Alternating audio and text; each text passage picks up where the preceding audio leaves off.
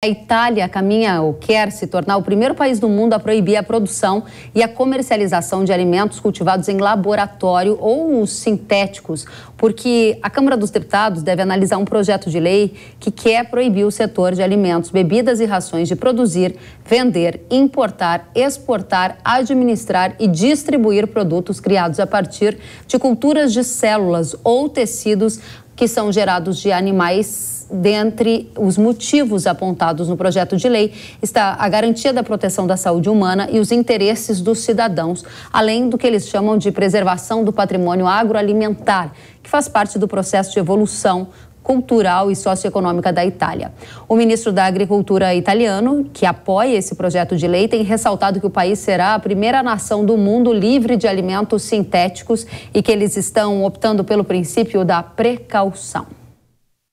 Segundo o Centro de Inteligência da Carne Bovina da Embrapa, aqui no Brasil, a carne cultivada ou a carne de laboratório, que é um exemplo de alimento sintético, ela é produzida a partir de células-tronco, retirados por biópsia de um animal vivo, que podem se transformar em vários tipos de células. No processo de produção, são usados bioreatores que fornecem calor, nutrientes e fatores para o crescimento, para a produção dessa carne de laboratório cultivada. Aqui no Brasil, um projeto de lei parecido com o da Itália foi apresentado em setembro pelo deputado federal Tião Medeiros, do PP do Paraná. A proposta proíbe a pesquisa privada, a produção, a reprodução, a importação, a exportação, o transporte e a comercialização da carne de laboratório. Como argumento, o parlamentar cita proteger a indústria pecuária nacional e diz que para países com grandes rebanhos como o Brasil, essa revolução pode ser uma ameaça e não uma oportunidade. E finaliza dizendo que é crucial entender os riscos associados à nova forma de produção de carne, como ela pode afetar não só a economia, mas também a saúde pública e o emprego. O PL, apresentado no fim de setembro, aguarda designação de relator na Comissão de Ciência e Tecnologia da Câmara dos Deputados. Qual é o futuro do mercado de carne em termos de consumo e de mercado?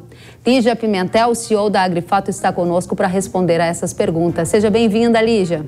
Obrigada, Kelly. O possível fim da carne de laboratório abre espaço para uma nova tendência alimentar? Você acha que isso vai mesmo acontecer? Vão começar a barrar esse tipo de carne? Eu acho que vão acontecer tentativas, certamente, de barrar, cada um cuidando aí dos seus próprios interesses, né? Agora, até isso de fato virar uma tendência, eu acho que é muito mais complicado. Acho que o caminho natural seria testar de fato o produto, né? Tem muita gente que vai me achar absurdo o que eu estou falando aqui, afinal de contas eu trabalho com pecuária, mas é muito difícil, até agora se provou muito difícil, tornar essa carne competitiva frente aos seus concorrentes no varejo. Já houve tentativas aí na Coreia, nos Estados Unidos, né? E é muito difícil fazer a competição, principalmente de preços, da carne cultivada com a carne natural. E entrando no mercado de tendência, você trata diretamente de pecuária. Qual é a tendência para o mercado de pecuária? Há uma possibilidade de aumentar o consumo de carne bovina in natura porque é um alimento mais saudável ou isso não é configurado uma tendência? O que você está enxergando para trazer aqui para os nossos pecuaristas uma luz sobre tendências de consumo, Lígia? Se for em competição com a carne cultivada, não tem, né, como. A gente comercializou aproximadamente no varejo brasileiro no ano passado 70 bilhões de dólares de carne, né, de carnes. Então, assim, a gente está falando de um mercado de nicho. Essa carne ela ainda é cara, a produção dela é incipiente, né? A gente tem uma fábrica aí operando, por exemplo, nos Estados Unidos, que processa 20 toneladas. É muito pouco, tá? Então, essa incipiência de produção já me diz que existe uma dificuldade de tornar isso tendência. Então, a tendência, para mim, continua sendo a carne natural, a carne normal, a carne, vamos falar assim, organicamente, nascida e criada na natureza, tá? A partir do animal. Então, para mim, essa tendência. Dentro disso, a gente tem hoje uma maior oferta de gado, portanto, acaba refletindo em um consumo per capita um pouco maior, apesar da dificuldade de se adquirir a carne bovina, pelo maior valor agregado que ela tem, pela natureza do animal, porque hoje a gente tem uma economia combalida, um alto nível de endividamento do brasileiro que acaba limitando aí o seu consumo de carne bovina. Interessantíssimo, porque a nossa audiência já tem acesso a essas informações, mas você frisou e é importante revelar isso. A carne bovina ela é muito mais suscetível à renda, então se a economia não vai tão bem, a gente acaba sentindo esse efeito. Você já trouxe então a sua visão sobre carnes de laboratório, sobre a carne natural, a original bovina, trazendo o consumidor para a nossa conversa. Quero saber para o pecuarista, o que você está enxergando de tendências de mercado? Ele vai conseguir um aumento no preço da arroba? Vai conseguir ter mais renda com a pecuária tradicional agora em 23, 24?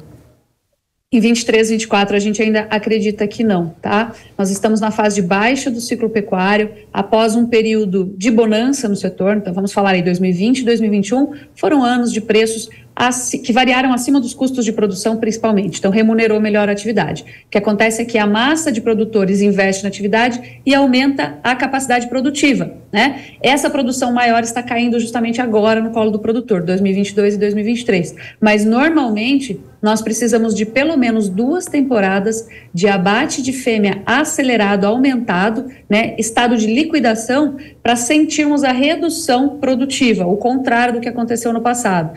Nós já estamos em transição para a fase de alta, mas isso significa que primeiro nós precisamos liquidar fêmeas. 2023 foi um ano de liquidação, muito possivelmente 2024 ainda vai ser. Talvez um pouquinho mais fraco do que 2023, mas ainda significa que nós temos oferta de machos adicionada à oferta de fêmeas para colocar no mercado.